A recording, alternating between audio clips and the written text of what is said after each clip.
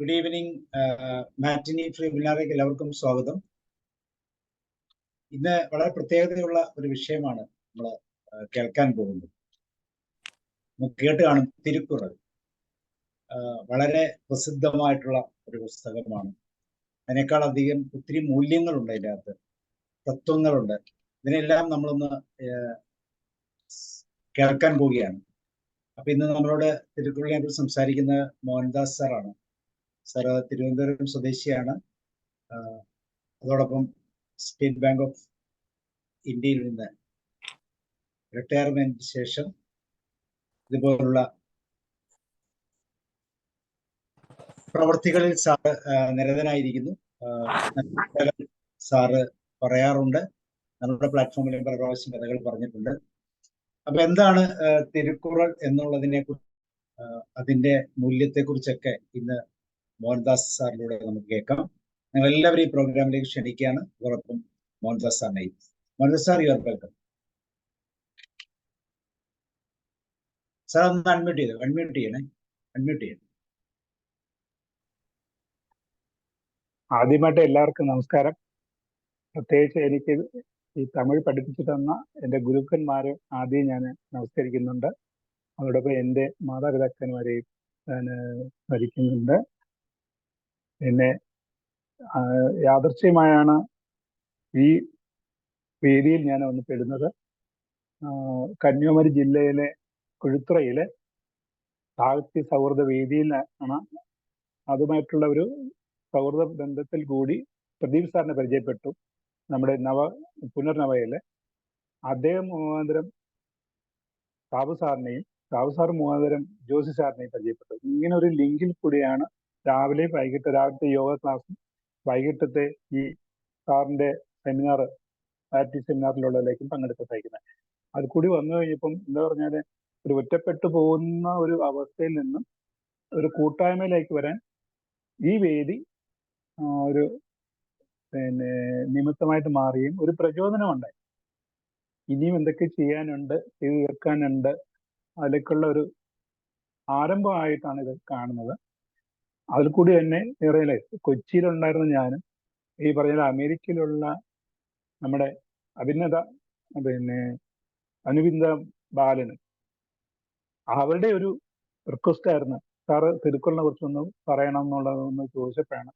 എന്നാൽ നമുക്കറിയാവുന്ന കാര്യങ്ങൾ ഒന്ന് പറഞ്ഞു കൊടുക്കാന്നുള്ള രീതിയിലേക്കാണ് തുടങ്ങിയത്. അത് സാബു സാർ അത് ഏറ്റെടുക്കുകയും ചെയ്തു. നമുക്ക് ഇന്നൊരു തുടക്കമാണ്.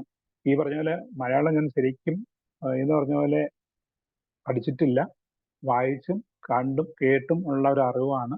പിന്നെ എന്താ പറഞ്ഞ പോലെ അത് ഉൾക്കൊള്ളാനുള്ള ഇത്രയും കൊല്ലം പറഞ്ഞ 66 വർഷം കേരളത്തിൽ തന്നെ ജനിച്ച് വളർന്നു എന്നുള്ളത് കൊണ്ട് അതിൻ്റെ ഒരു ഇമ്പാക്റ്റും ഉണ്ടാകും.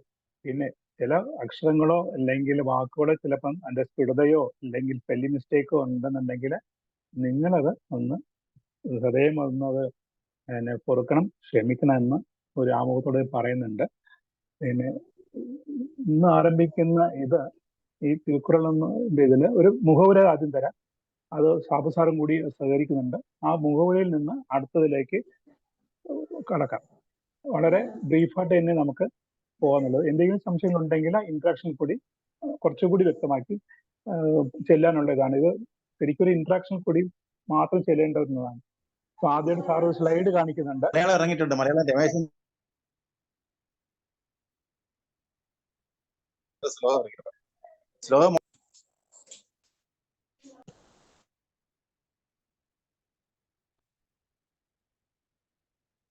ഓക്കെ സാർ, സ്റ്റാർട്ട് ചെയ്തോ. തിരുക്കുറൾ മലയാളത്തിൽ എന്തിനാണെന്നുള്ളതിന്റെ ഒരു പ്രസക്തിയെ കുറിച്ചാണ് ആദ്യം വായിക്കുന്നത്. ഞാൻ പഴയ ഒന്നിന്റെ പരിമിതിക്കുള്ള ഉത്തരമാണ് പുതിയ ഒന്നിന്റെ നിർമ്മിതി.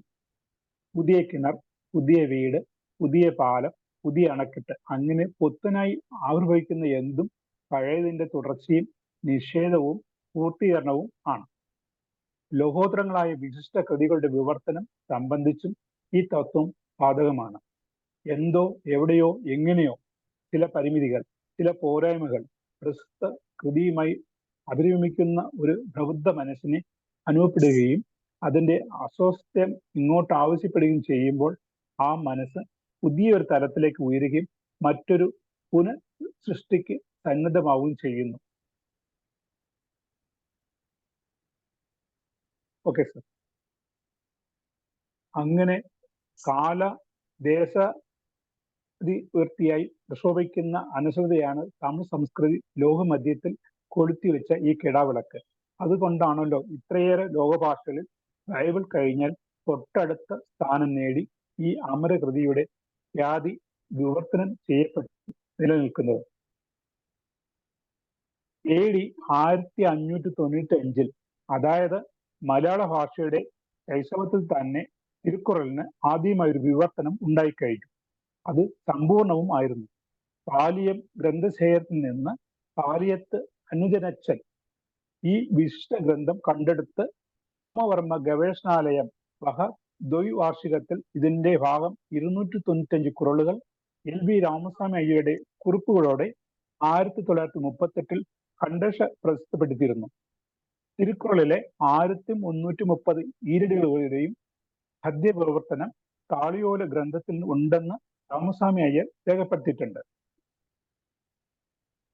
താളിയോല ഗ്രന്ഥത്തിന്റെ അവസാനം കൊല്ലം 707 ആണ്ട് വൃശ്ചിക ഞായർ 28 തീയതി എഴുതിച്ചത് രാമവർമ്മ കവിരാജൻ, എഴുതിയത് അയ്യക്കര ഇട്ടി മാക്കോ പണിക്കർ എന്ന് കാണുന്നുണ്ടെന്നും രാമസ്വാമി അയ്യർ പറഞ്ഞിട്ടുണ്ട്.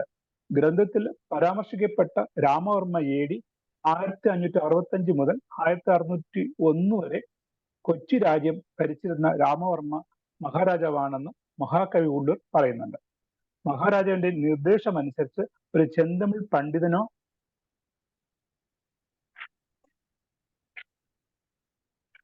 അക്കരെ പണിക്കരോ ആയിരിക്കണം തിരുക്കുറൾ വിവർത്തകൻ എന്ന് രാമസ്വാമി അയ്യർ ഊഹിക്കുന്നു. ഇത് മലയാളത്തിന് ആ തിരുക്കുറളിനുള്ള ഒരു ബന്ധത്തിന് ഞാൻ ചരിത്രപരമായിട്ട് ഒന്ന് പറഞ്ഞേ ഉള്ളൂ. അടുത്തത് സാർ ഇന്ന് അയച്ചതൊന്ന് കാണിക്കാവോ? കാണിച്ചിട്ടുണ്ട് സാർ. ഓക്കെ. തിരുക്കുറൾ ജാതി, മതം, വർഗം, വർണ്ണം, പ്രദേശം, ശൈലി, കാലം തുടങ്ങിയ വ്യത്യാസങ്ങൾക്ക് അതീതമായി സർവ്വജനങ്ങൾക്കും ജീവിതത്തിന് മാർഗദർശനം നൽകുന്ന അനുഭവമായ നീതിശാസ്ത്ര ഗ്രന്ഥമാകുന്നു തിരുക്കുറൾ. ഒന്നുകൂടി പറയാം. ജാതി, മതം, വർഗം, വർണ്ണം, പ്രദേശം, ശൈലി, കാലം തുടങ്ങിയ വ്യത്യാസങ്ങൾക്ക് അതീതമായി സർവ്വജനങ്ങൾക്കും ജീവിതത്തിന് മാർഗദർശനം നൽകുന്ന അനുഭവമായ നീതിശാസ്ത്ര ഗ്രന്ഥമാകുന്നു തിരുക്കുറൾ.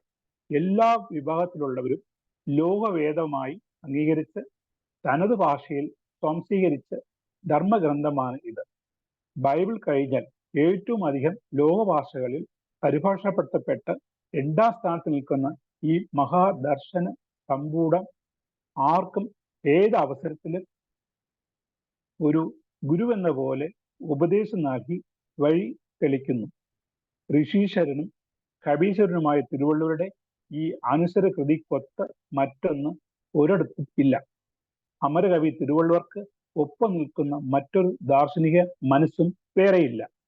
കവി പരമ്പരകൾക്കെല്ലാം പ്രകാശം ചൊരിഞ്ഞു കൊടുക്കുന്ന അമൂല്യ തേജസ്സിന്റെ ഉറവയത്രേ ഇത്.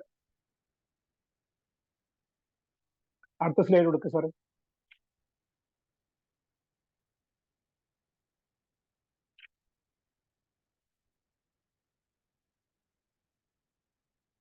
തമിഴ് മറൈ അല്ലെങ്കിൽ തമിഴ് വേദം, ദൈവനൂൽ, ദിവ്യഗ്രന്ഥം എന്നീ പേരുകൾ അറിയപ്പെടുന്ന തിരുക്കുറളിൽ 133 അധ്യായങ്ങളിലായി 1330 കുറളുകൾ, അതായത് കുറൾ എന്ന് പറഞ്ഞാൽ ഈരടികൾ എന്നാണ് ഉള്ളത് എന്ന് പറയപ്പെടുന്നത്.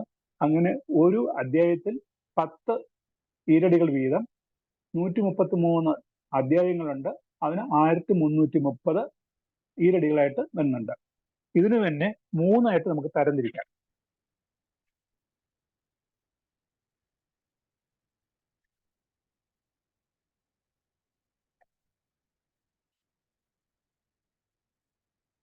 തിരുക്കുറളിന്റെ ഉള്ളടക്കം പറയുകയാണെങ്കിൽ അത് 3 ഭാഗമായിട്ടാണ് അദ്ദേഹം പറയുന്നത്. ഓരോ അധ്യായത്തിനും തനതായ വിഷയം സൂചിപ്പിക്കുന്ന പേര് നൽകിയിട്ടുണ്ട്. തിരുക്കുറളിനെ അരമല്ല അറം, പൊരുൾ, ഇன்பം എന്നിങ്ങനെ മൂന്നായി വിഭജിച്ചിരിക്കുന്നു.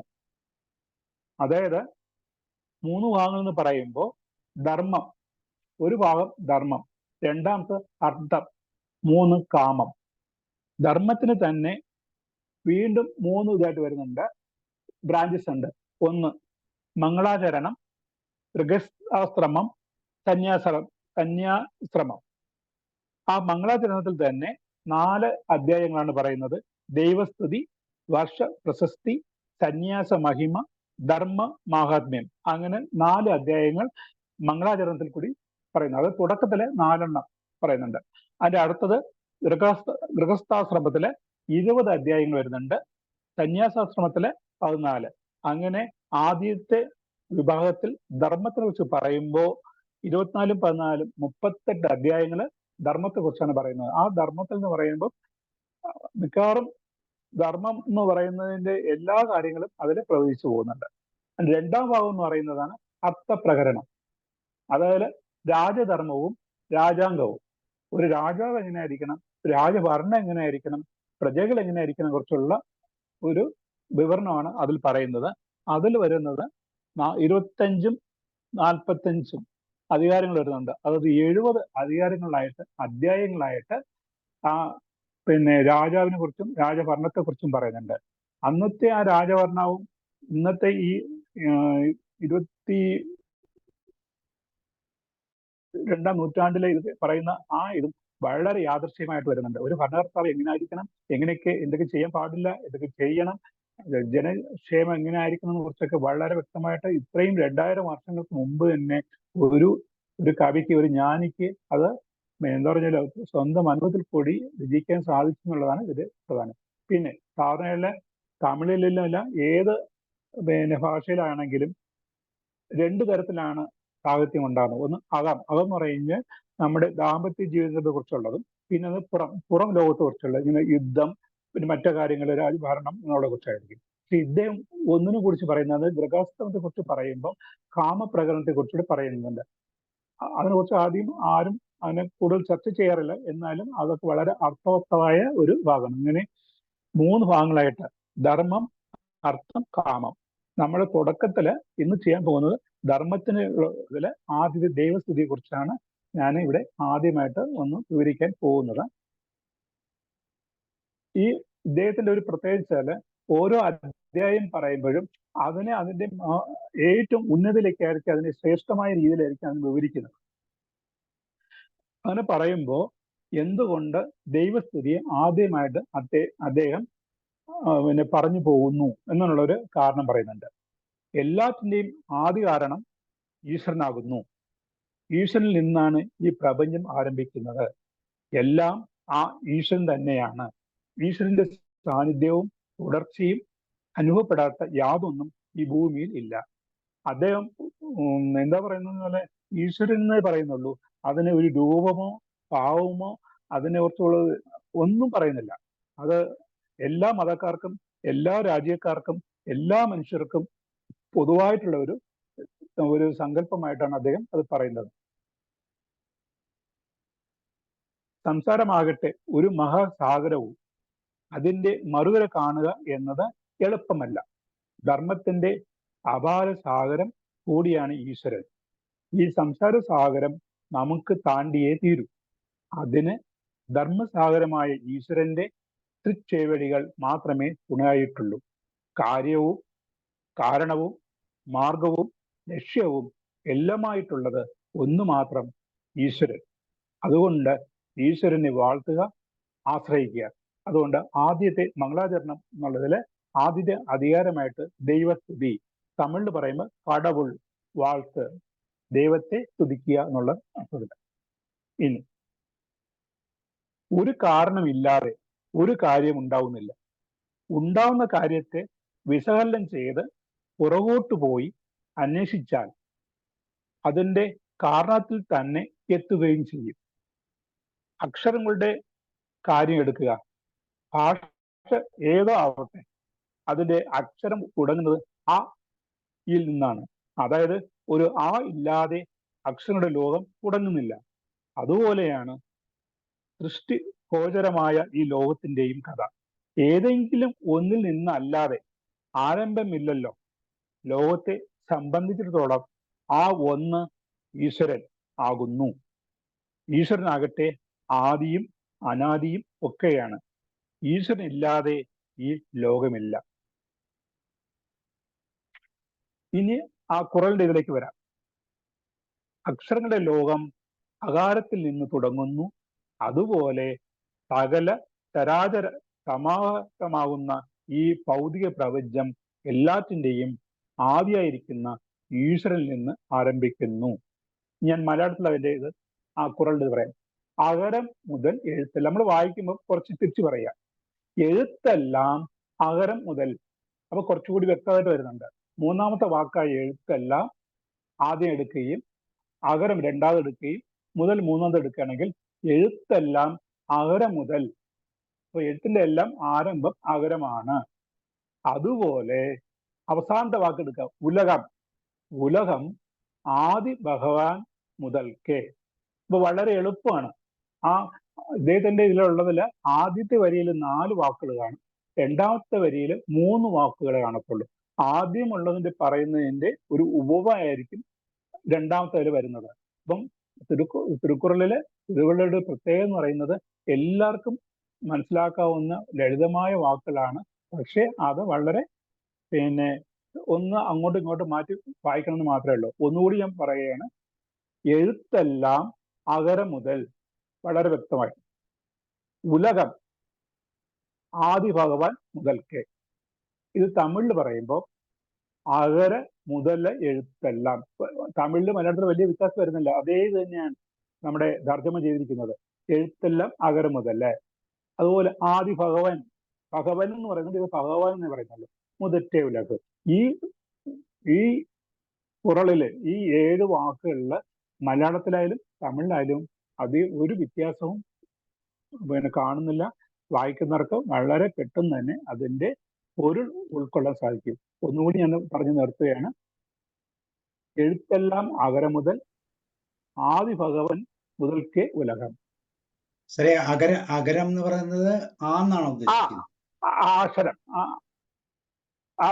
മലയാളത്തിൽ പറയാല്ലേ, അകാരം. അകാരം അത് തന്നെയാണ് ഉദ്ദേശിക്കുന്നത്. ഇനി അവസാനം അദ്ദേഹം പറഞ്ഞു നിർത്തുന്നുണ്ട്. ഞാൻ തന്നെയാണ് എല്ലാം, ലോകം എന്നിൽ ആരംഭിച്ച് എന്നിൽ തന്നെ അവസാനിക്കുന്നു. ഞാനില്ലെങ്കിൽ ലോകമില്ല, എനിക്ക് ശേഷം പ്രളയം എന്നെല്ലാം ഭാവിക്കുന്ന കലിയുഗ മനസ്സിന് തന്നിൽ നിന്ന് യാതൊന്നും ആരംഭിക്കുന്നില്ല, തന്നിൽ ഏതൊന്നും അവസാനിക്കുന്നുമില്ല, താൻ തന്നെ ഏതൊന്നുമല്ല. അവിഛിന്നമായ ഒരു മഹാപ്രവാഹത്തിലെ ക്ഷണികമായ കോടാനുകോടി കുമിളകളിൽ ഒന്ന് മാത്രമേ താൻ എന്ന തിരിച്ചറിവ് ഈ ഖുറാൻ നൽകുന്നു. ആദ്യം അന്തവും എല്ലാം ആ ഈശ്വര ഇതിലാണെന്ന് പറയുന്നുണ്ട്. ഇവിടെ ഈശ്വരന്റെ ഒരു രൂപവും അദ്ദേഹം പറയുന്നില്ല. അത് ഓരോരുത്തരുടെയും സങ്കല്പത്തിലെ ആരാണോ നമ്മൾ ഈശ്വരനായിട്ട് കാണുന്നു അത് തന്നെയാണ്. പക്ഷെ ഈ ഒരു തത്വം എല്ലാവർക്കും ഇതാണ് ഈ പറഞ്ഞ തിരുക്കുറളിലെ ആദ്യത്തെ അധ്യായത്തിന്റെ ആദ്യത്തെ ഖുറാൻ. എന്തുകൊണ്ട് ഈ പറഞ്ഞ മംഗളാചരണമായിട്ട് എടുക്കുന്ന ഇതില് തുടക്കത്തിൽ തന്നെ ഈശ്വരനെ സിദ്ധിച്ചുകൊണ്ടുള്ള ഒരു ഇത് പറയുന്നു. ഇനി രണ്ടാമത്തിലേക്ക് പോകുക സാറേ. ഞാൻ ആദ്യം ആ ഖുറാനിലെ എന്താണ് അതിൽ കവി പറയാൻ ഉദ്ദേശിക്കുന്ന കാര്യം ഞാൻ ആദ്യം ഒന്ന് പറയാം. എന്നിട്ട് അവസാനമായിട്ട് ആ ഖുറാനിനെ വായിച്ച് കേൾപ്പിക്കാം. കായ്കൾ അധികം ഉണ്ടാകും തോറും വൃക്ഷം തല കുനിക്കുന്നത് പോലെ എത്രത്തോളം വിദ്യ അഭ്യസിക്കാൻ കഴിയുന്നുവോ അത്രത്തോളം വിനയവും ഉണ്ടാകേണ്ടതാണ്. ആരിൽ നിന്നാണോ ആ വിദ്യ ഉണ്ടാകുന്നത് ആ ഭഗവാന്റെ തൃച്ചേവടികളിൽ സ്വയം സമർപ്പിക്കാത്തവർക്ക് ആരിലൊക്കെയാണോ വിദ്യയുടെ സ്വരൂപമായ ഭഗവാൻ അധിവസിക്കുന്നത് ആ സഹജീവികളോടൊക്കെ ഒരുപോലെ വിനയം കാണിക്കാൻ കഴിയാത്തവർക്ക് വിദ്യ കൊണ്ട് യാതൊരു പ്രയോജനവും ഇല്ല. ഒരാൾ എത്രത്തോളം വിദ്യാസമ്പന്നനായാലും ആ ഈശ്വര ചിന്തയോ ഈശ്വരനിൽ നിന്നുള്ള പിന്നെ തൃപാദങ്ങളെ ഒന്ന് നമസ്കരിക്കുകയോ ചെയ്യാതെയുള്ള ആ മനുഷ്യന് അദ്ദേഹം എത്ര ഉന്നതനായിട്ടുള്ള വിദ്യാഭ്യാസം നേടിയെങ്കിലും അതുകൊണ്ട് ഒരു പ്രയോജനവും ഇല്ല. അപ്പം മനുഷ്യന് ആ ഈശ്വര ചിന്ത വേണം എന്നാണ് അദ്ദേഹം പറയുന്നത്. വിദ്യ അഭ്യസിച്ചത് കൊണ്ട് മാത്രം എന്താണ് ഒരു പ്രയോജനം? എല്ലാം അറിയുന്ന ശക്തി ഒന്നേയുള്ളൂ, ഈശ്വരൻ.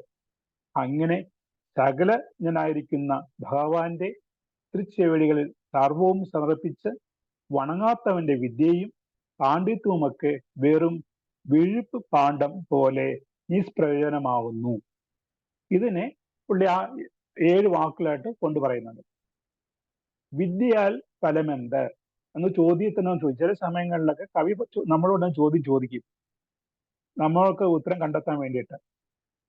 സർവജ്ഞ ആയോന്റെ തൃപ്പാദം കുമ്പിട്ടിട്ടാകിൽ ആ സർവജ്ഞനായ ഈശ്വരന്റെ പാദത്തിന് കുമ്പിട്ട് വണങ്ങാത്തവന്റെ വിദ്യയാൽ ഫലമെന്ത്? വളരെ സിമ്പിളായിട്ടുള്ള ചോദ്യം. അപ്പോൾ എത്ര മഹാനായാലും എത്ര വിദ്യാസമ്പന്നനായാലും ഈശ്വര ചിന്തയും വേണം, ആ ഒരു വിനയവും വേണം എന്നുള്ളതിന് ഈ ഇതിൽ പറയുന്നുണ്ട്. ചില കുറകളിലൊക്കെ ഇങ്ങനെയാണ്, ചോദ്യം ചോദിച്ച് അതിന് മറുപടി പറയുന്ന പോലെ. ഈ 2 ഒന്നും മനസ്സിലായോ? എന്തെങ്കിലും ഇതുണ്ടോ? നീ മലയാളത്തോടെ പറയാം, തമിഴിലൂടെ പറയാം, കുഴപ്പമില്ലല്ലോ. അല്ല, തമിഴിലൂടെ വായിക്കാം. കറ്റതനാൽ ആയ ഭയൻ. കറ്റതെന്ന് പറഞ്ഞാൽ വിദ്യ അഭ്യസിക്കുക, കറ്റതനാൽ എന്നുള്ളതില്.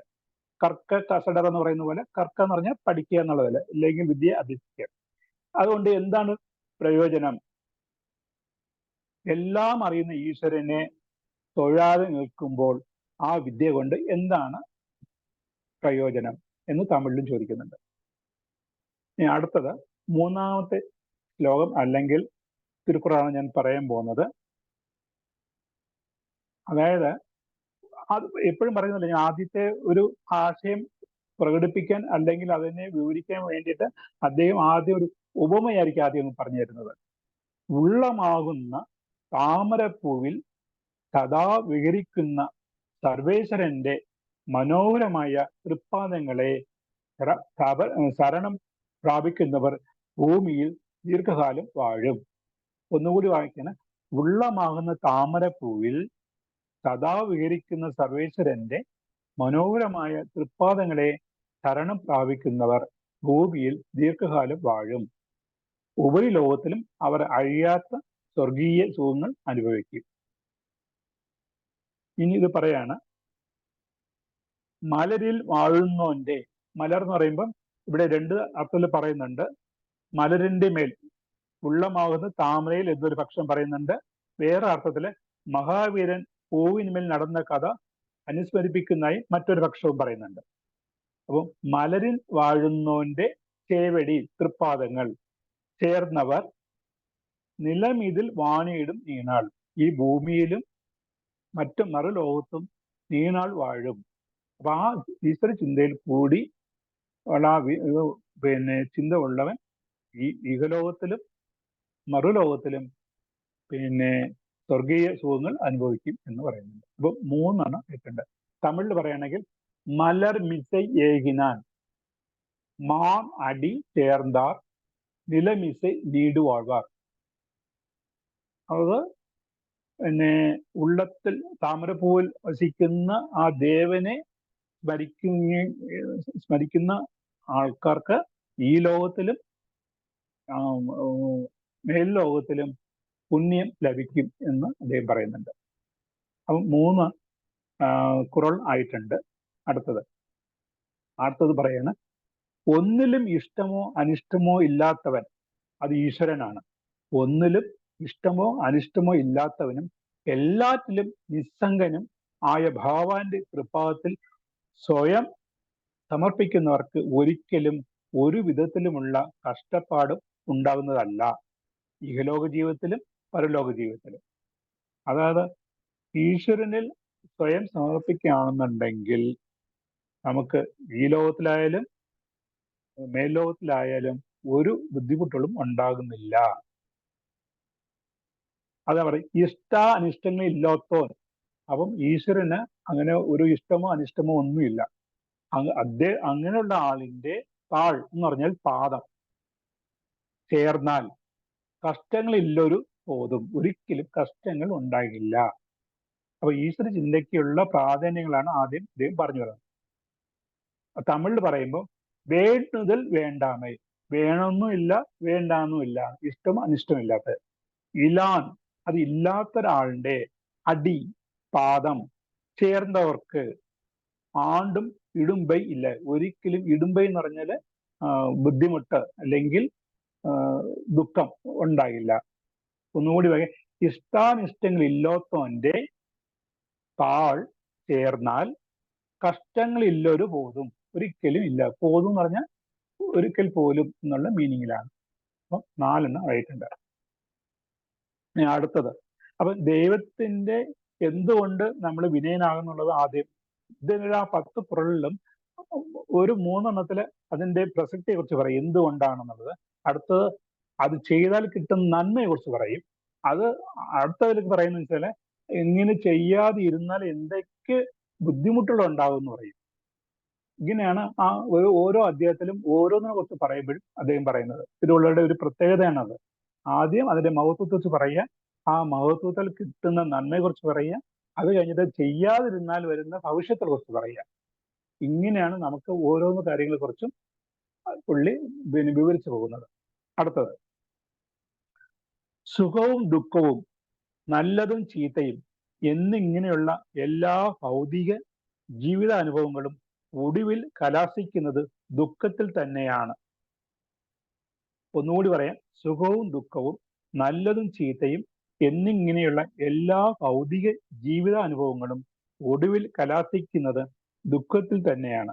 അതുകൊണ്ടാണ് ഇൻപ തുன்பങ്ങൾക്ക് ഇവിടെ ഇരുൾ ചേരെന്ന് വിശേഷണം. നമ്മൾ തമിഴിലും മലയാളത്തിലും പറയുന്നുണ്ട്, ഇൻപം സന്തോഷം എന്ന് പറയുന്നത്, തുன்பം സങ്കടം എന്ന് പറയുന്നുണ്ട്. ഈ രണ്ടും ചേരുമ്പോൾ ഇരുട്ടാണ് നമുക്ക് നമ്മുടെ ജീവിതത്തിലേക്ക് ഇരുട്ടാണ് വരുന്നത്.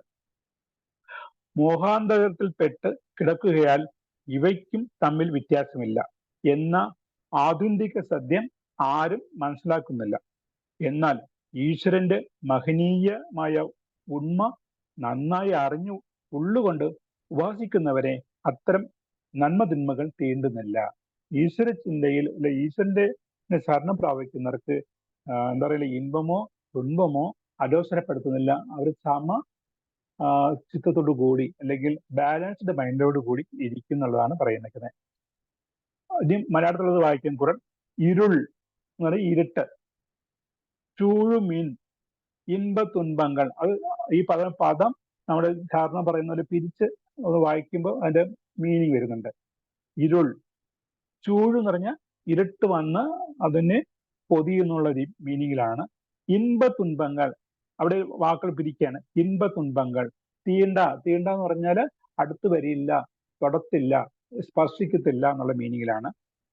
ദൈവപ്പൊരുളിൽ പുകൾ അറിഞ്ഞവരെ, ദൈവത്തിന്റെ മഹത്വത്തെ കുറിച്ച് അറിഞ്ഞവരുടെ അടുത്ത ഇൻപങ്ങളോ തുன்பങ്ങളോ വന്ന് എന്താ പറഞ്ഞ പോലെ ഇരുട്ടുകൊണ്ട് അവരെ ഒന്ന് കവചമായിട്ട് മാറത്തില്ല, അടുക്കത്തില്ല എന്നുള്ള മീനിങ്ങിൽ. ഇനി തമിഴിൽ വായിക്കുകയാണെങ്കിൽ ഇരുൾ ചേർ, ഇരുട്ട് ചേരും, ഇരുവിനയും, 2 വിനയാണ്, ചേരാ ഇറൈവൻ പൊരുൾ ചേർ പുകൾ പുരിന്താർ മാട്ട്. അത് ദൈവത്തിന്റെ മഹിമയെ കുറിച്ച് അറിഞ്ഞവർക്ക്, അദ്ദേഹത്തിനോട് താതാത്മ്യം പ്രാപിച്ചവർക്ക് ദുഃഖത്തിന്റെയോ സുഖത്തിന്റെയോ ഇതൊന്നും അലട്ടുന്നില്ല. അവരെ അതിൽ നിന്നും അവർക്ക് ദുഃഖങ്ങൾ ഉണ്ടാകുന്നില്ല എന്നുള്ള മീനിങ്ങിൽ. അപ്പം നമ്മൾ 5 തിരുക്കുറളാണ് ഇതുവരെ നോക്കിയിട്ടുള്ളത്. അത് ദൈവസ്ഥിതിയിലുള്ളതാണ്. 6ാമത്തത് ഇനി അടുത്ത് പറയുകയാണ്, കണ്ണ്, കാത്. അടുത്തെടുക്കാം സാറേ, അടുത്തതൊക്കെ പോവാം. സാറേ അടുത്തിലേക്ക് പോവാം. അടുത്തതുണ്ടോ സാറേ? ഇനിയുണ്ടോ? ഉണ്ട് സാറ് എടുത്തിട്ടുണ്ടോ? ഇതിന്റെ അടുത്തായിട്ടുണ്ടോ? പേജിലുണ്ടോ നോക്കിയേ.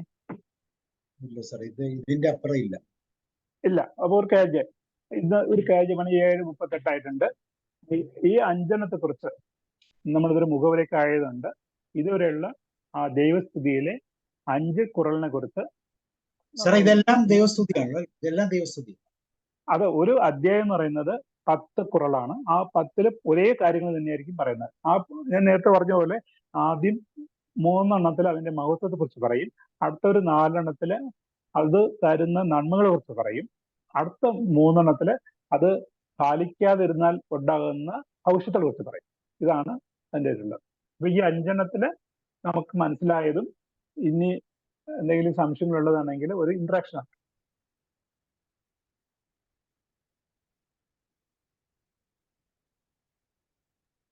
സാർ അതിന്റെ ആ മറ്റേ സ്ട്രക്ചർ ഒന്ന് ശരിക്കും പറഞ്ഞുതരാവോ? അതായത് ധർമ്മപ്രകരണത്തില് മംഗളാചരണം, ഗൃഹസ്ഥാശ്രമം, സന്യാസാശ്രമം പറഞ്ഞില്ലേ? അപ്പൊ അതിൽ എത്ര കോഡ്സ് ആണ് വരുന്നത് എന്നുള്ളത്?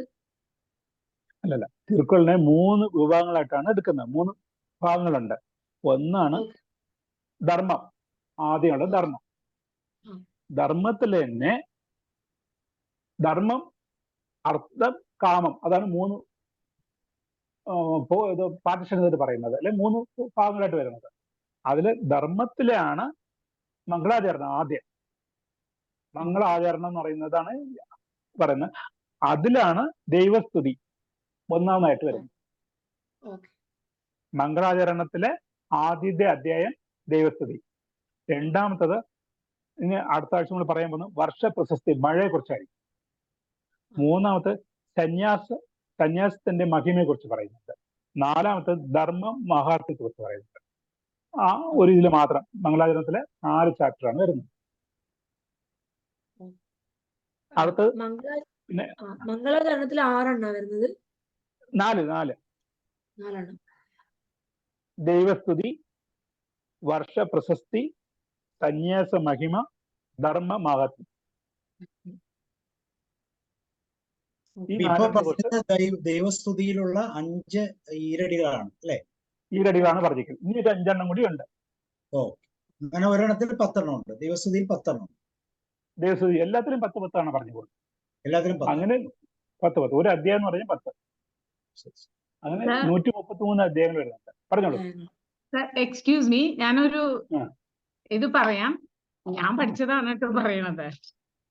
അത് എനിക്ക് അതില് ആദ്യത്തെ കുറളില്ലേ, അഖര മുതല എഴുത്തെല്ലാം ആദി ഭഗവൻ മുതற்றേ ഉലക്, അതില് ആദി എന്ന് പറയുന്നത് തിരുവള്ളുവരുടെ അമ്മയാണ്. ഭഗവൻ എന്ന് പറയുന്നത് തിരുവള്ളുവരുടെ അച്ഛന്റെ പേരാണ്. അതെ, അവര് 2 പേരാണ്. അവരെയാണ് ദൈവമായിട്ട് ആദ്യം കാണുന്ന ദൈവം എന്നാണ് അതിൽ പറയുന്നത്. ദൈവത്തിനെ സ്തുതിക്കുമ്പോൾ ആദ്യം അമ്മയെയും അച്ഛനെയും പറഞ്ഞുകൊണ്ടാണ് തുടങ്ങുന്നത്. ഞാനിത് വായിച്ചിട്ടുണ്ട്. പക്ഷെ നമ്മുടെ ഈ എന്താ പറഞ്ഞ പോലെ ലോകത്തിനെ ഒന്നായിട്ട് കാണുമ്പോൾ ഭഗവാൻ ആണ് ആദ്യമായിട്ട് കൊണ്ടുപോകുന്നു എന്നുള്ളതാണ്. സൃഷ്ടിച്ച ഭഗവാനെയാണ് അവരെ കാണിക്കുന്നത്. ഈ പറഞ്ഞ പോലെ അച്ഛന്റെ പേര് അതെ, അമ്മയുടെ പേര് ആദിയും അച്ഛന്റെ പേര് ഭഗവാൻ. അല്ല, ഈ പല സ്കൂൾ ഓഫ് തോട്ട്സ് ഉണ്ട്. ഓരോരുത്തരും അവരുടെ ഒരു യുക്തി കണക്കാക്കി കൊണ്ടുപോകുന്നുണ്ട്. വളരെയധികം ഇതുണ്ട്. ഈ പറഞ്ഞ പോലെ പിന്നെ ഈ അർത്ഥം ഇത് പറയുമ്പോൾ അവിടെ കാഴ്ചപ്പാട് കൂടി പറയുന്നുണ്ട്. ഇത് നമ്മുടെ രമേശൻ നായർ, കവി രമേശൻ നായർ ഇപ്പം ഇല്ല, പുള്ളി ആൾ ഇന്ത്യ റേഡിയോയിലും ഉണ്ടായിരുന്നു. പുള്ളി എഴുതിയ പുസ്തകമാണ് ഇത്. കാരണം ഇദ്ദേഹം വളരെയധികം എനിക്കറിയാം. ഞാൻ ആൾ ഇന്ത്യ റേഡിയോ സ്റ്റേഷനിൽ ചെല്ലുന്ന സമയത്ത് അവിടെ തന്നെ ഒരു തമിഴ് പാണ്ഡിത്യം ഒരാളുണ്ടായിരുന്നു, കുറ്റാലം പിള്ള എന്ന് പറഞ്ഞിട്ട്, കവിമണി ദേശിക വിനയൻ പിള്ളയുടെ ചെറുമകൻ. അദ്ദേഹം കൂടി സംവാദിച്ചാണ് ഓരോ അധ്യായം എടുത്തു വെച്ചിട്ട്. അദ്ദേഹം തമിഴ് പണ്ഡിതനാണ്, ഇദ്ദേഹം മലയാളത്തിന്റെ ആളാണ്. ഇവർ 2 പേരും സംസാരിച്ചാണ് ഇതിന്റെ മുഴുവൻ വിവർത്തനങ്ങൾ കൊണ്ടുപോകുന്നത്. അത് ഓരോ കാലഘട്ടത്തിലായിട്ട് ചെയ്തതാണ്. അതുണ്ടായ അതിന്റെ ഒരു ഇതുണ്ട് എന്ന് പറഞ്ഞാല് മലയാളത്തിൽ എൻ്റെ വേറെ ഉണ്ട്, ചന്ദ്രസേനാർ എഴുതിയതിന്റെ ഇതുണ്ട്. ഇപ്പം ലേറ്റസ്റ്റ് അദ്ദേഹത്തിന്റെ മകള് പിന്നെ എഴുതിയ ഒരു തർജ്ജമയുണ്ട്. ഹിന്ദിയിലും ഇംഗ്ലീഷിലും മലയാളത്തിലും ചേർത്തിട്ടുള്ളതല്ല, പ്രഭാഷപ്പെട്ടുള്ളതല്ല. ആ പുസ്തകങ്ങളൊക്കെ എൻ്റെ ഉണ്ട്. ഞാൻ എല്ലാവർക്കും അത് കൊടുക്കാറുണ്ട്. ഈ പ്രസന്റേഷൻ ആയിട്ട് കൊടുക്കുമ്പോഴൊക്കെ അതാണ് കൊടുക്കാറുള്ളത്. അപ്പൊ ഞാൻ സ്വീകരിച്ചതും എനിക്ക് ഞാൻ പഠിച്ച എൻ്റെ ഗുരുക്കന്മാർ പറഞ്ഞതിന്റെയും ഒരു മീനിങ് ആണ് എടുത്തത്. എനിവേ തിരുക്കുറൽ എന്ന് പറയുമ്പോ അതൊരു വല്ലാത്തൊരു എന്താ പറയാ ഒരു ആ ഫീലാണത്. അപ്പോ ഞാൻ തിരുക്കുറൽ എന്ന് കേട്ടപ്പോ ഞാൻ വേഗം ഓടി വന്നിരുന്നതാ. എനിക്കിത് സന്തോഷമുണ്ട്. തിരുക്കുറളുകൾ അറിയാം, അതിന്റെ അർത്ഥവും അറിയാം. വെരി ഇൻട്രസ്റ്റിംഗ് ആണ്. അത് പഠിച്ചു കഴിഞ്ഞാൽ ലോകം മുഴുവൻ അറിഞ്ഞ മാതിരി ഒരു ഇതാണ്. 1330 കുറളും അറിഞ്ഞിട്ടുണ്ടെങ്കിൽ അത്രയും അർത്ഥവത്തായിട്ടുള്ളതാണ്. എന്താന്ന് വെച്ചാൽ അദ്ദേഹം എപ്പോഴോ എഴുതി വെച്ച് പോയതാണത്. എന്നാലും അത് ഇന്നത്തെ കാലത്തും ഈ കമ്പ്യൂട്ടർ യുഗത്തിലും അത് പറ്റും എന്നുള്ളത്, അതെങ്ങനെ എഴുതി അയാൾ എന്നുള്ളത് വളരെ ചിന്തിക്കേണ്ട ഒരു കാര്യമാണ് കേട്ടോ. ശരിക്കും അത് ഇനിയും കാലങ്ങൾ കടന്നും അത് അങ്ങനെ തന്നെ ഇരിക്കും. അതാണ് വല്ലാത്തൊരു അത്ഭുതമാണ് അത്. Anyway thank you. ഇല്ല, നമ്മളത് കണ്ടിന്യൂസ് ആയിട്ട് തിരുക്കുറൾ സാറിലൂടെ കേൾക്കാം എന്ന് വിചാരിച്ചാണ് നമ്മൾ ഈ പ്രോഗ്രാം സ്റ്റാർട്ട്. ഇല്ല, നിങ്ങളുടെ റെസ്പോൺസ് പോലെയാണ്. വേറൊന്നല്ല, ഇത് ഒരിക്കല് ഇതിനെ ഒന്ന് അറിഞ്ഞ ആൾക്കാർക്ക് പിന്നെ വ്യതിചലിച്ച് പോകത്തില്ല. ജീവിതത്തില് വേറെ ഒന്നിനും വ്യതിചലിച്ച് പോകത്തില്ല.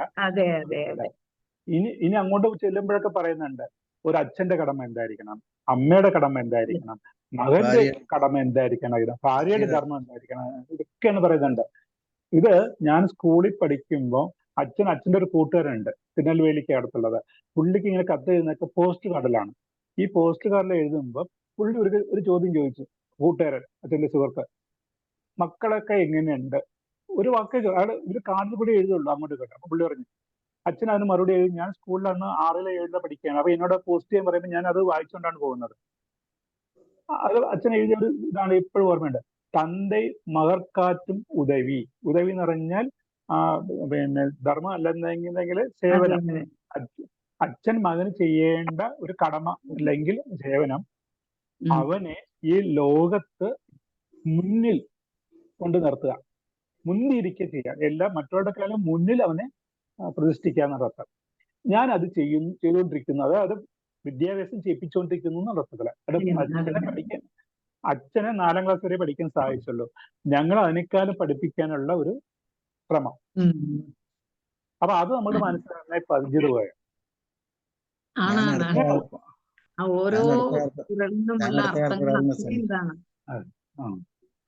ഞാൻ അടുത്ത കാലത്ത് ഒരാളിന് സെന്റ് ഓഫ് കൊടുത്തപ്പം ഒരു കോട്ടിങ് പറഞ്ഞ്, അടക്കം അമരരുൾ ഉയിക്കും അടങ്കാമൽ ആരരുൾ ഉയർത്തുവിടും.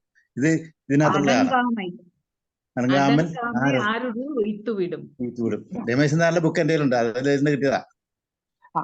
അടക്കം, അതായത് നമ്മുടെ ഈ പറഞ്ഞ പോലെ സംവിധാനം പാലിക്കുക, ഇങ്ങനെ വളരെ എന്താ പറഞ്ഞാല് നമ്മുടെ കൺട്രോൾ ചെയ്ത് പോകുന്ന ആ ഒരു അടക്കം, അത് അവയിലടക്കം ഒരു സഭയിലുണ്ടെന്നാലേ നമ്മുടെ വളരെ ഒരു എത്ര വിദ്യാഭ്യാസം ഉണ്ടോ അത്രയ്ക്കുള്ള താഴ്മയായിട്ട് വിനയത്തോടു കൂടിയുള്ള അടക്കം.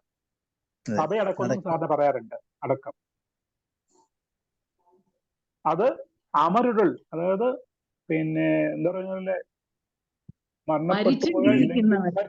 മരിച്ചു ജീവിക്കുന്നവരുടെ മുന്നിൽ അവരുടെ ഇടയിലാണ് നമ്മൾ പ്രതിഷ്ഠ കൊടുക്കുന്നത് എന്നുള്ള മീനിങ്ങിലാണ്. ഉയിക്കും അടങ്കാമൽ, ഉയിക്കും അടങ്കാമൽ, അടങ്കാമലല്ല അടങ്കാമൈ.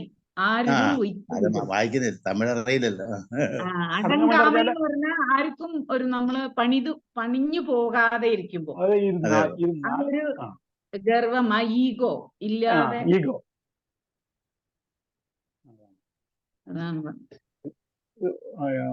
വളരെ എന്താ പറഞ്ഞാലേ ഏത് അത് കുഞ്ഞായാലും യൗവനത്തിലായാലും ഗൃഹസ്ഥത്തിലായാലും സന്യാസിയാണെങ്കിലും എല്ലാവർക്കും ഉണ്ട് അതില്. എല്ലാവർക്കും വായിക്കാം. അതാണ് ഇത് അനുവിത ബാലനാണ് ഇതിന്റെ ഒരു പിന്നെ എന്താ പറഞ്ഞാല് തുടക്കക്കാരി. ഒന്ന് പറഞ്ഞു തരണമെന്ന് പറഞ്ഞിട്ട് തുടങ്ങിയത്. എനിക്ക് ആകെ ഒരു കുറൽ മാത്രമേ അറിയൂ, അത് നീനാൽ സുറ്റമുള്ളാരും ആരാതെ നാവിനാൽ സുറ്റവട്. അതായത് അതായത് ഒരു തീക്കൊള്ളി കൊണ്ടുവന്ന് നിങ്ങളുടെ പുറത്ത് ദേഹത്ത് ചുറ്റും, അല്ലെങ്കിൽ തീ വെച്ച് വന്നു, പക്ഷെ അവിടെ ഒരു പുണ്ണുണ്ട്, വ്രണം ഉണ്ടാവും. ആ വ്രണം കുറെ കാലം കഴിയുമ്പോൾ അതെന്താ പറയാ പുറത്തു പോകും, ഇല്ലെങ്കിൽ അതിന്റെ പാടൊക്കെ അങ്ങ് പോകും. പക്ഷേ ഒരു വാക്ക്, അവരെ മനസ്സിന് വേദനിപ്പിക്കുന്ന ഒരു വാക്ക് നിങ്ങൾ പറഞ്ഞിട്ടുണ്ടെങ്കിൽ അത് മനസ്സിൽ ഉണ്ടാക്കുന്ന ആ വ്രണം ഒരിക്കലും അത് മനസ്സിന് വിട്ട് ഇല്ലെങ്കിൽ അയാൾ മരിക്കുന്നോടത്തോളം കാലം മരണം അയാളുടെ വരെ. മനസ്സിൽ തന്നെ അത് കാണും. അതാണ് തീനാൽ ചുട്ടപ്പുൺ. ആ പുണ്ണ് വ്രണം മാറിപ്പോവും. അതിന്റെ വേദന നമ്മൾ മറന്നു പോകും, അതും മാറിപ്പോവും. പക്ഷെ നാവ് കൊണ്ടുണ്ടാക്കുന്ന പുൺ, അതുകൊണ്ടുണ്ടാക്കുന്ന വ്രണം, നാവിനാൽ ചുട്ടപട് എന്ന് വെച്ചാൽ ആ എന്താ പറഞ്ഞാല് ആ പാട് ഒരിക്കലും മാറുന്നില്ല. അതായത് ഇതിനേക്കാൾ അപ്പുറത്തെ, അതായത് നമ്മൾ നല്ല വാക്കുകളെ പറയാവൂ, നല്ലതേ സംസാരിക്കാവൂ, മറ്റുള്ളവരുടെ മനസ്സിന് വേദനിക്കുന്ന രീതിക്ക് ഒന്നും പറയാൻ പാടില്ല എന്നുള്ളതിന് ഉള്ള ഒരു ഇതിനേക്കാൾ അപ്പുറത്ത് ഒന്നും പറഞ്ഞു തരാൻ പറ്റത്തില്ല. നമ്മൾ പറയുന്നില്ലേ, കാരണം അയാൾ പറഞ്ഞത് എന്റെ മനസ്സിൽ വിട്ടുമാറുന്നില്ല, അത്രയ്ക്ക് വിഷമം എന്ന് പറയുന്നത്. പക്ഷെ ഇത് ഞാൻ ഇങ്ങനെ ഉണ്ട്, നമ്മുടെ തമിഴ്നാട്ടിലെ ബസ്സിലൊക്കെ ഇങ്ങനെ അന്ന് അതിന്റെ മീനിങ് അറിയില്ലെങ്കിൽ പോലും വായിച്ച് പോകുമ്പോൾ അത് ഇതായിട്ടുണ്ട്. അപ്പൊ ഇതിനപ്പം ഇതുവരെ ദൈവത്തിനെ കുറിച്ചുള്ള ഇതാണ്, ദൈവചിന്ത വേണം എന്നുള്ളത് തന്നെയാണ്. പക്ഷെ ഇന്ന് ദൈവം ഒന്നും അത് പറയുന്നില്ല. അവർ രൂപം കൊടുക്കുന്നില്ല, അവര് ഭാവം കൊടുക്കുന്നില്ല, വേറെ ഒന്നും പറയുന്നില്ല. പിന്നെ എന്താ പറഞ്ഞാല് അത് ഹിന്ദു എന്നോ മുസ്ലിം എന്നോ ക്രിസ്ത്യൻ എന്നോ ഉള്ളതൊന്നും ഉള്ള ഒരു ഇതില്ല. അതാണ് അതിന്റെ ഒരു പ്രത്യേകത. അതിൽ സന്തോഷമായിട്ടുണ്ട് സാറിന്. ഇനി വേറെ ആർക്കെങ്കിലും യോഗന സാറ്.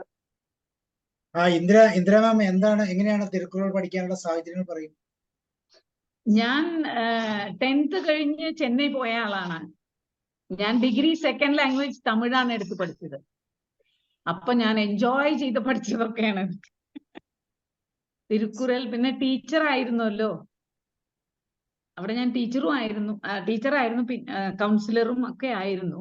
അപ്പോ തിരുക്കുറലിൽ എനിക്ക് വലിയ നാട്ടം ഉണ്ട്. അപ്പൊ അതിന്റെ ഓരോ തിരുക്കുറൽ കേൾക്കുമ്പോഴും ആ അർത്ഥം അത് നോക്കുക, അർത്ഥം. ഇപ്പൊ നമ്മള് ചെന്നൈ ഒക്കെ ആണെന്ന് വെച്ചാൽ ബസ്സിലൊക്കെ എഴുതി വെച്ചിട്ടുണ്ടാവും, ഒരു കുറൽ ഉണ്ടാവും. അങ്ങനെ പിന്നെ തിരുക്കുറലിനോട് വലിയൊരു ഇതായിരുന്നു. അപ്പൊ അത് വായിക്കണം എന്നുള്ളത്. അപ്പൊ ഇങ്ങനെ വെറുതെ സമയം കിട്ടുമ്പോഴൊക്കെ ഇങ്ങനെ നോക്കും, അർത്ഥം നോക്കും. ഇത് ഞാനത് ശ്രദ്ധിക്കാൻ കാരണം എന്ന് വെച്ചാല് നമ്മൾ വൈക്കത്ത് തിരുവള്ളുവരുടെ ഒരു പ്രതിമയുണ്ട്. പക്ഷെ ഇത് ഏതൊരു മലയാളി ആവട്ടെ, അത് ഭാഷ അറിയാത്തവരായിട്ട് ആയിക്കോട്ടെ, ഇംഗ്ലീഷുകാരും കൂടി അത് ട്രാൻസ്ലേറ്റ് ചെയ്ത് വെച്ചിട്ടുണ്ട്. അവരെന്നെ അത് പറയുന്നു, ഇതെങ്ങനെ ഇയാളതൊക്കെ എഴുതി വെച്ചിരിക്കണെന്ന്. ഇന്നത്തെ കാലത്തും അത് പ്രയോജനപ്പെടുന്ന മാതിരി എങ്ങനെ ഇയാളതങ്ങനെ എഴുതി വെച്ചിരിക്കണം. ആ 2 വരിയില് ലോകം തന്നെ ഉണ്ട് എന്നാണ് പറയുന്നത്. അത്രയും ഇതായിട്ട് അതിന്റെ ഇത് പറയുന്നത് കടുകില്ലേ, കടുകിനെ തിരുത്താലും കാരം കുറയാതെ. അതല്ല, കടുകിനെ അത്രയും ചെറിയ കടുകിനെ ഉള്ളിനെ അതിനെ എന്താ പറഞ്ഞാൽ വിഭജിച്ച് അതിന്റെ ഉള്ളിൽ 7 സമുദ്രങ്ങളെ വെച്ചതുപോലെയാണ് ഈ കുറൾ എന്ന് പറയുന്നത്. 7 വാക്കെന്ന് പറയുന്നത്. പിന്നെ അന്നും അത് പറയുന്നുണ്ട്. നമ്മൾ ഇപ്പോഴാണ് ഈ ആറ്റത്തിനെ കുറിച്ച് പറയുന്നത്, തന്മാത്രയെ കുറിച്ച് പറയുന്നുണ്ട്. അന്ന് അദ്ദേഹം പറയുന്നുണ്ട് അണുവൈ തുഴയത്ത്. അണു എന്ന് പറയുന്നത് ആറ്റം, അല്ലെങ്കിൽ അതിന്റെ ഉള്ളിൽ തുഴയത്ത് 7 കടലെ 7 സമുദ്രത്തിൽ വെച്ചതുപോലെയാണ്. മനസ്സിലായല്ലേ? അതെ. എനിക്ക് തമിഴ് ഭയങ്കര ഇഷ്ടമാണ്. നല്ല ലാംഗ്വേജ് ആണ് അത്. പഠിക്കുമ്പോ നല്ലൊരു സുഖം കിട്ടുന്ന ലാംഗ്വേജ് ആണ് അത്. അതിൽ ഒരുപാട് സ്കൂളിലും കോളേജിലൊക്കെ സെക്കൻഡ് ലാംഗ്വേജ് തമിഴായിരുന്നു. സ്കൂളിൽ തമിഴ് മീഡിയം ആയിരുന്നു പഠിച്ചത്, വീട്ടിലൊക്കെ തമിഴായിരുന്നു.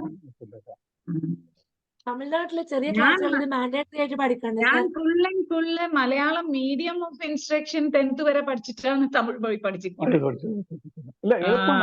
തമിഴ് വലിയ വ്യത്യാസമില്ല, എന്നാലും ഇറ്റ്സ് വെരി ഈസി, എളുപ്പമാണ് പഠിക്കാൻ.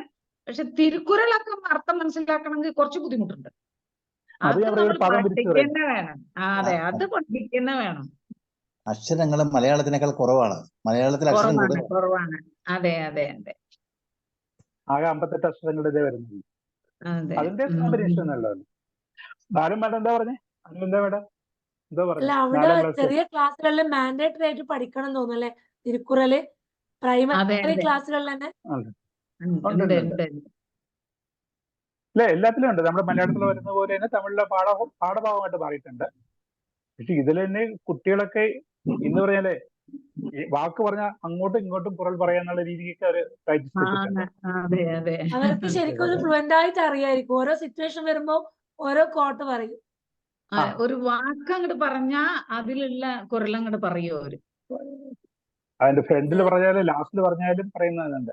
അത് അഷ്ടാവധാനം എന്നാ പറയുന്നത്. തിരുക്കുറൾ അഷ്ടാവധാനം അവതാരം എന്ന് പറഞ്ഞിട്ട് നല്ല പാണ്ഡിത്യമുള്ളവരുണ്ട്. നമുക്കൊന്നുമില്ല, ജസ്റ്റ് ഈ പറഞ്ഞ പോലെ നമ്മുടെ ലൈഫിന് വേണ്ടി കുറെ നോക്കി വെച്ചിട്ടുണ്ട്. ശരിയാ. എനിക്ക് വളരെ നന്നായിരുന്നു ഇന്നത്തെ. എനിക്ക് ഭയങ്കര ഇഷ്ടപ്പെട്ടു. തീർച്ചയായിട്ടും നമുക്ക് കണ്ടിന്യൂ ചെയ്യാം. ഞാൻ പറഞ്ഞില്ല, ഞാൻ സ്കൂളിൽ പഠിക്കുമ്പോൾ വൈക്കത്ത് തിരുവള്ളുവർ എന്ന് പറഞ്ഞ ഒരു പ്രതിമയുണ്ട്. അവിടെ വലിയൊരു മണ്ഡപമൊക്കെ ഉണ്ട്. നല്ലൊരു നമുക്കിങ്ങനെ ലോൺലി ആയിട്ട് ഇരിക്കാൻ പറ്റുന്ന ഒരു സ്ഥലമുണ്ട്. അപ്പൊ നമ്മൾ അന്നു മുതലേ തിരുക്കുറൾ എന്ന് കേൾക്കുന്നതാണ്. അപ്പൊ അപ്പോഴാണ് യാദൃശ്യമായിട്ട് ഇവിടെ നമ്മൾ ചർച്ചകൾക്കിടയിൽ മോഹൻദാസ് സാർ തിരുക്കുറൾ എനിക്കറിയാം എന്ന് പറഞ്ഞത്. പിന്നെ നമ്മൾ കൈയോടെ അങ്ങ് പിടിച്ചു. നന്നായി. അത് ഞാനിപ്പോ പൊടി തട്ടി എടുക്കാണ്. നമ്മുടെ സെഷൻ തന്നെ ഒരു അവയർനെസ് സെഷൻ അല്ലേ ഇപ്പൊ ഉള്ളതിൽ വെച്ച്. ഇങ്ങനെയുള്ള അവയർനെസ് സെഷൻസ് ഒക്കെ എപ്പോഴും നല്ലതാണ്. കാരണം ഇതൊന്നും വേറെ എങ്ങും കിട്ടുന്നില്ല. കേട്ട ഉടനെ ഞാൻ വിളിച്ചു, അയ്യോ ഐ വോണ്ട് ടു അറ്റൻഡ്. അതാണ് ഞാൻ കേറിയത്. മാക്സിമം നമുക്ക് എല്ലാ ഫ്രൈഡേയിലും നമുക്കിത് കണ്ടിന്യൂ. തിരുമന്ദിരമുണ്ട് തമിഴില്. അടുത്ത ആഴ്ച എന്താണ് സാർ എടുക്കാൻ പോണത്? ഏത് പാലാണ്? അറത്തുപ്പാൽ, ഇമ്പത്തുപ്പാൽ? ഇല്ലില്ല, ഇപ്പൊ നമ്മുടെ ആ അറത്തുപ്പാൽ ധർമ്മത്തിന്റെ തന്നെയാണ് തുടങ്ങിയത് ആദ്യത്തെ. അതിലിപ്പം ഇന്ന് ദേവസ്ഥയിൽ 5 എണ്ണ ആയുള്ളൂ. ഇനി അതിലൊരു 5 എണ്ണ ഉണ്ട്. പിന്നെ അടുത്തത് മഴയെ കുറിച്ചാണ്, വർഷ പ്രശസ്തി. ദൈവത്തിന് അടുത്തതായിട്ട് മഴയെ കുറിച്ചാണ് പുള്ളി പറയുന്നത്. അത്രയും പ്രാധാന്യം ഉള്ളതുകൊണ്ട് അതിനെക്കുറിച്ചാണ് പറയുന്നത്. അത് കഴിഞ്ഞിട്ടാണ് സന്യാസ മഹിമ, അത് കഴിഞ്ഞിട്ട് ധർമ്മ മഹാത്മ്യം. ഈ 4 എണ്ണം. ഇത് അതിന്റെ ബേസ് ആയിട്ടുള്ളതല്ലേ. ഇതാകുമ്പോൾ ഒരു എല്ലാവർക്കും ഇത് കിട്ടും എന്താണെന്നുള്ളത്. അത് കഴിഞ്ഞിട്ട് പിന്നെ ഗൃഹാശ്രമത്തെ കുറിച്ചാണ്, നമ്മൾ ജീവിക്കുന്നതിനെ കുറിച്ച്, അതിൽ എല്ലാം വരുന്നുണ്ട്. ആയിക്കോട്ടെ. അല്ല, നിങ്ങളുടെയൊക്കെ ഇത് സപ്പോർട്ട് ഉണ്ടാക്കിയിട്ട് തീർച്ചയായിട്ടും ഇതൊക്കെ എത്ര വേണം. കേൾക്കാത്തവര് കേൾക്കുമ്പോ ഇതിൽ ആള് കുറവാണ് കേറിയിരിക്കുന്നത്. ആൾക്കാർ കേറിയിട്ടുണ്ടെങ്കിൽ തീർച്ചയായിട്ടും അവർക്കൊരു ഈഗർനെസ് വരും.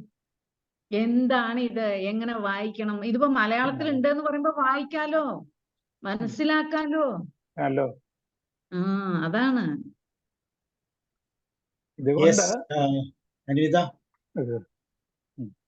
ആദ്യമായിട്ട് സാബു സാറിന് ഒരു വലിയ നന്ദി പറയാനുണ്ട്.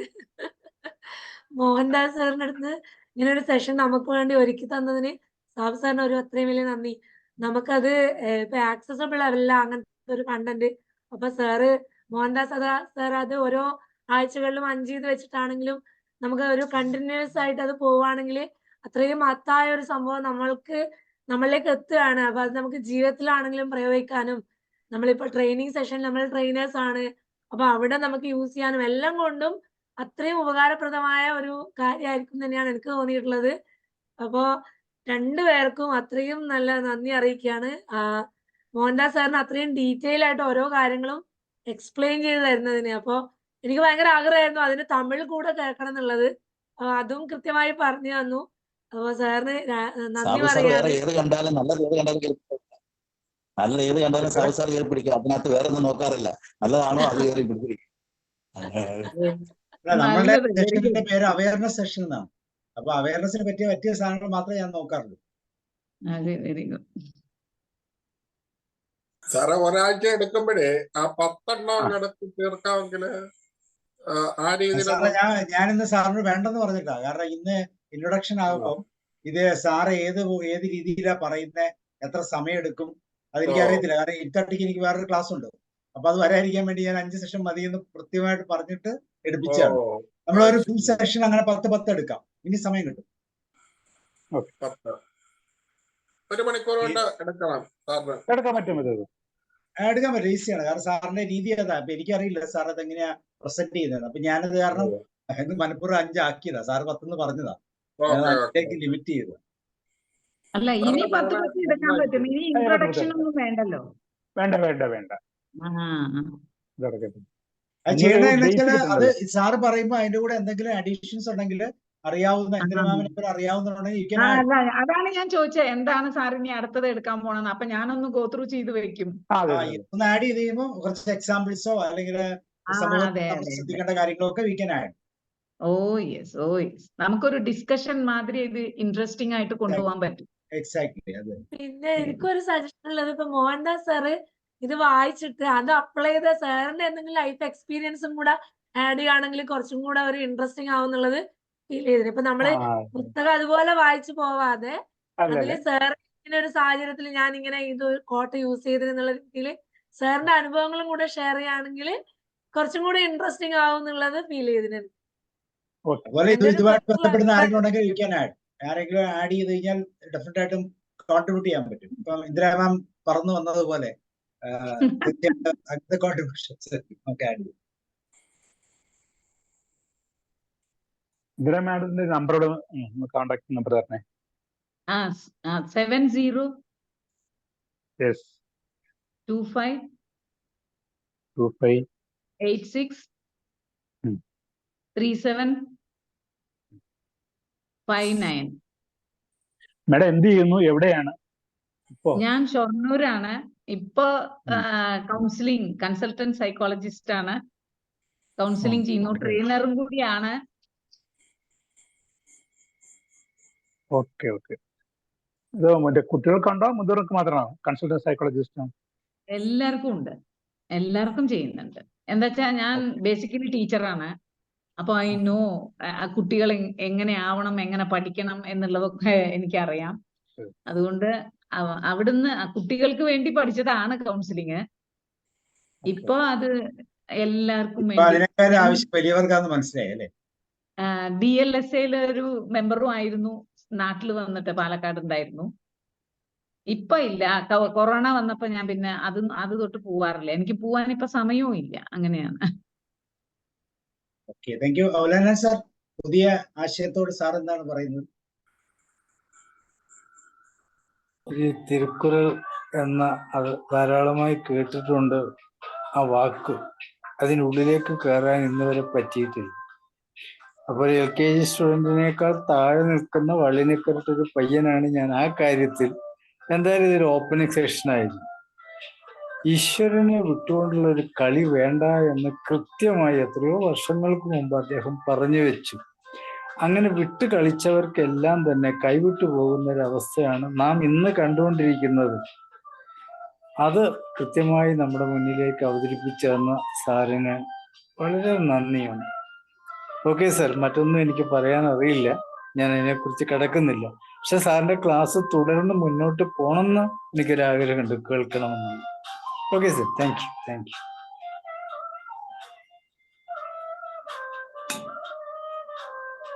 ഓക്കെ, വേറെ ആർക്കാണ് ഇതിനെ കുറിച്ച് സംസാരിക്കാനുള്ളത്? ആ പറയാം സാർ. നിറക്കുടം തുളുമ്പുകയില്ല എന്ന് പറയും. അതായത് നല്ല വിവരമുള്ള ആളുകൾക്ക് വിനയം ഉണ്ടാകും, അത് വെറുതെ തുളുമ്പിപ്പോവില്ല, വളരെ ശാന്തരായ ആളുകളായിരിക്കും. അതേസമയത്ത് ഒരു ഗ്രാജുവേഷനോ PGയോ കഴിഞ്ഞ് യൂണിവേഴ്സിറ്റികളിൽ, പ്രത്യേകിച്ച് കേരളത്തിൽ നിന്നൊക്കെ നോർത്ത് ഇന്ത്യയിലെ അലിഗഡ് യൂണിവേഴ്സിറ്റിയിലൊക്കെ വരുമ്പോൾ കുട്ടികൾക്ക് ഭയങ്കര ഗമണ്ട, ടീച്ചേഴ്സിനൊന്നും അറിയില്ല. അവര് തമ്മിൽ തന്നെ ഭയങ്കര ഈഗോ, അതായത് ടീച്ചേഴ്സിനെ റെസ്പെക്ട് ചെയ്യില്ല. ഇവിടെ ഒരു പ്രത്യേക തഹസീബ് ഉണ്ട്, ട്രഡീഷൻ ഉണ്ട്. ടീച്ചേഴ്സും സ്റ്റുഡൻസിനൊക്കെ നന്നായിട്ട് റെസ്പെക്ട് ചെയ്യും. അത് ഈ നാട്ടിലെ സ്റ്റുഡൻസിന് അറിയില്ല. അപ്പൊ ഞങ്ങൾ ഇവര് വരുമ്പോ ഒരു വെൽക്കം പാർട്ടി അല്ലെങ്കിൽ ഇതൊക്കെ ഉണ്ടാവാറുണ്ട്. മലയാളി സ്റ്റുഡൻസിന് കൊടുക്കുമ്പോൾ ഞങ്ങൾ പറഞ്ഞു കൊടുക്കും, ഇവിടുത്തെ ട്രഡീഷൻ ഇങ്ങനെയൊക്കെയാണ്, ടീച്ചേഴ്സിനെ ബഹുമാനിക്കണം, സീനിയേഴ്സിനെ ബഹുമാനിക്കണം, എന്ന പല രീതിയിലുള്ള ഗുണങ്ങളുണ്ടാവും. ഏക് പ്രണാം, ഏക് പ്രണാം പ്രണാം എന്ന് പറഞ്ഞാൽ നമസ്തേ അല്ലെങ്കിൽ നമസ്കാരം എന്ന് പറഞ്ഞാൽ അതിന്റെ അതിന് ഫലം, വളരെയധികം ഫലം കിട്ടും. അതായത് ടീച്ചേഴ്സ് അവരെ ജോലി സാധ്യതകളൊക്കെ പറഞ്ഞു കൊടുക്കും. ഒരു എക്സാമ്പിൾ പറഞ്ഞുതരാം. ഇപ്പൊ അടുത്ത് ഇവിടെ ഒരു കെമിസ്ട്രി ഡിപ്പാർട്ട്മെന്റിൽ ഒരു ദോണാറിന് ഒരു സ്റ്റുഡന്റ് ഉണ്ടായിരുന്നു. ആ കുട്ടീന്റെ ടീച്ചർ എൻ്റെ ഒരു ഫ്രണ്ട് IIT-യിൽ പ്രൊഫസറാണ്. അപ്പൊ അദ്ദേഹത്തിന്റെ അടുത്ത് ഒരു വേക്കൻസി വന്നപ്പോൾ ഈ സ്റ്റുഡൻസിനെ അങ്ങോട്ട് IITക്ക് വിത്ത് ഫെലോഷിപ്പ് PhDക്ക് അയച്ചു കൊടുത്തു, അവരുടെ ഫ്രണ്ടിനും കൊടുത്തു. ഒക്കെ ആ കണക്ഷൻ കൊണ്ടാണ് ഇങ്ങനെയൊക്കെ ചെയ്യാൻ പറ്റുന്നത്. അപ്പൊ ആ ടീച്ചേഴ്സിനായിട്ടുള്ള നല്ലൊരു ബന്ധം ഉണ്ടെങ്കിൽ അവർക്ക് വളരെയധികം പ്രയോജനം ഉണ്ടാവും എന്ന് അവർക്ക് പറഞ്ഞു കൊടുക്കാറുണ്ട്. അപ്പൊ ഈ വിനയം ഉണ്ടാവുക എന്നുള്ളത്, ego bring to zero level, അത് നമ്മൾ എത്രത്തോളം പഠിക്കുന്നു അത്രത്തോളം വിനയം ഉണ്ടാവും. അല്ലെങ്കിൽ ഭയങ്കര ഗമണ്ടായിരിക്കും. ഗമണ്ട് എന്ന് പറഞ്ഞാൽ ഈഗോ ആയിരിക്കും. അത് മാറ്റിയെടുക്കണം എന്നുള്ള സന്ദേശം ഞങ്ങൾ കൊടുക്കാറുണ്ട്. അതാണ് ഈ തുടക്കത്തിൽ എനിക്ക് ഇതിന് കിട്ടിയ ഒരു പ്രത്യേക ഒരു സന്ദേശം. Okay, thank you. Thank you sir. Okay, വേറെ ആർക്കാണ് പറയാനുള്ളത്? നമ്മുടെ ഈ പുതിയ സംരംഭത്തോട് എന്താണ് പ്രതികരണം? Roy sir, doctor Sudhodhanan, Raveendran sir. സാറേ, എനിക്ക് ഈ മോഹൻദാസ് സാറിനോടും ഇന്ദിര മേഡത്തിനോടും വല്ലാത്തൊരു അസൂയുണ്ട്. കാരണം ഇവര് ഈ മത്സരിച്ച് അങ്ങോട്ടും ഇങ്ങോട്ടും ഈ ആദാന പ്രദാനങ്ങൾ നടത്തിക്കൊണ്ട് അങ്ങനെ ലയിച്ച് രസിച്ച് അങ്ങനെ സംസാരിച്ച് പോകുമ്പോൾ ഉലയനാൻ സാർ പറഞ്ഞ പോലെ ഈ LKG സ്റ്റുഡൻസ് ആയിട്ട് ഞങ്ങളിങ്ങനെ ഇരുന്ന് അത് ആസ്വദിക്കുകയാണ്. അല്ലാതെ ഈ പറഞ്ഞ പോലെ തിരുക്കുറൾ സിനിമകളിലും സംഭാഷണങ്ങളിലും ഈ തമിഴ് പ്രസംഗങ്ങളിലും ഒക്കെ ഇങ്ങനെ നിരന്തരം എടുത്ത് ഇങ്ങനെ വീശിയെറിയുന്നത് 2000 വർഷം മുന്നേ എഴുതി വെച്ച ഒരാളിൻ്റെ വാക്കുകളും വരികളും ഒക്കെയാണ്. അപ്പോൾ അത് ഈ ഇതിൽ നേരത്തെ പറഞ്ഞ പോലെ മോഹൻദാസ് സാർ ഈ പരിഭാഷ മാത്രം പറഞ്ഞാൽ പോരാ. നമ്മുടെ ഈ അനുവിന്ദ പറഞ്ഞ പോലെ അതിനിങ്ങനെ ഞങ്ങളെപ്പോലുള്ള പാമരരൊക്കെ ഇവിടെ ഇരിപ്പുണ്ടല്ലോ. അപ്പം നിങ്ങൾ ഈ പണ്ഡിതർ അങ്ങോട്ടും ഇങ്ങോട്ടും ആസ്വദിക്കുന്ന പോലെ അത് വിശദീകരിച്ചും അതിങ്ങനെ ജീവിതമായിട്ട് ബന്ധപ്പെടുത്തിയും അങ്ങനെയൊക്കെയുള്ള അനുഭവങ്ങളൂടെ ചേർത്തി അങ്ങനെ പറഞ്ഞു കൊടുക്കുമ്പോൾ ഈ മനുഷ്യജീവിതത്തിനെ കളങ്കരഹിതമാക്കാനും അതേപോലെ സന്മാർഗത്തിൽ നയിക്കാനും ഒക്കെ ഉള്ളതാണല്ലോ ഈ എഴുത്തുകളെല്ലാം തന്നെ. അപ്പോൾ ഈ മോഹാന്തത തീർന്ന് ജീവിക്കാൻ മനുഷ്യരെയൊക്കെ പ്രേരിപ്പിക്കാൻ തമിഴിലെ ഈ കുട്ടികളും അതേപോലെ ഈ ടീച്ചർ സ്റ്റുഡൻറ് റിലേഷൻ, അതേപോലെ തന്നെ ഈ പേരൻസിനോടുള്ള ബഹുമാനം, അങ്ങനെയൊക്കെയുള്ള നമ്മളൊരു റെസ്റ്റോറൻറ്റിൽ ചെന്നാൽ തന്നെ കാണാൻ പറ്റും ഈ സപ്ലയേഴ്സ് വന്ന് വളരെ വിനയത്തോടെ നമ്മുടെ അടുത്ത് നിന്ന് ഓർഡർ എടുത്ത് പോവുകയും അതേസമയത്ത് ഈ മലയാളി ഹോട്ടലിലൊക്കെ കയറി കഴിഞ്ഞാൽ നമ്മളേതാണ്ട് അവരെ ദ്രോഹിക്കാൻ ചെന്ന പോലെ തുറിച്ചു നോക്കിക്കൊണ്ട് നമ്മളോട് പെരുമാറുന്നതൊക്കെ ഇതുപോലെയുള്ള ഈ സദ്വചനങ്ങളൊക്കെ ഈ ചെറിയ ക്ലാസ് മുതലേ പഠിപ്പിക്കുന്നു എന്നുള്ളത് എനിക്കൊരു പുതിയ അറിവായിരുന്നു. എന്തായാലും ഈ ഇത് ഇപ്പോൾ കാലഘട്ടത്തിൻ്റെ ആവശ്യമാണ്. നമ്മുടെ ഗ്രൂപ്പിൽ ചെറിയൊരു ഗ്രൂപ്പാണെങ്കിൽ പോലും ഇത് പഠിക്കാൻ കഴിഞ്ഞ വലിയൊരു ഭാഗ്യമായിട്ട് ഞാൻ കാണുകയാണ്. മോഹൻദാസ് സാർ മുടങ്ങാതെ എല്ലാ വെള്ളിയാഴ്ചയും വരികയും അതിങ്ങനെ അതിവേഗത്തിൽ 10 പരിഭാഷകൾ പറഞ്ഞ് ഓടിപ്പോവല്ലേ, അതിങ്ങനെ വിശദമാക്കൂ. അപ്പോൾ ഞങ്ങൾ അതിൻ്റെ ഒപ്പം ഇങ്ങനെ സഞ്ചരിച്ച് രസിച്ച് ഇരുന്ന് കൊള്ളാം. കാരണം നിങ്ങൾ 2-3 പേരൊഴികെ ബാക്കി ഞങ്ങളെല്ലാം ഈ pre-KG ആണ്, LKG അല്ല ഉലയനാൻ സാർ, നമ്മൾ pre-KG ആണ്. അപ്പോൾ നമുക്ക് കേട്ട് രസിച്ച് മനസ്സിലാക്കി ചെറിയ കുറിപ്പുകളൊക്കെ എഴുതി ഇങ്ങനെ പോകുന്ന വലിയ രസമുള്ളൊരു കാര്യമാണ്. എന്തായാലും താങ്ക് യു മോഹൻദാസ് സാർ.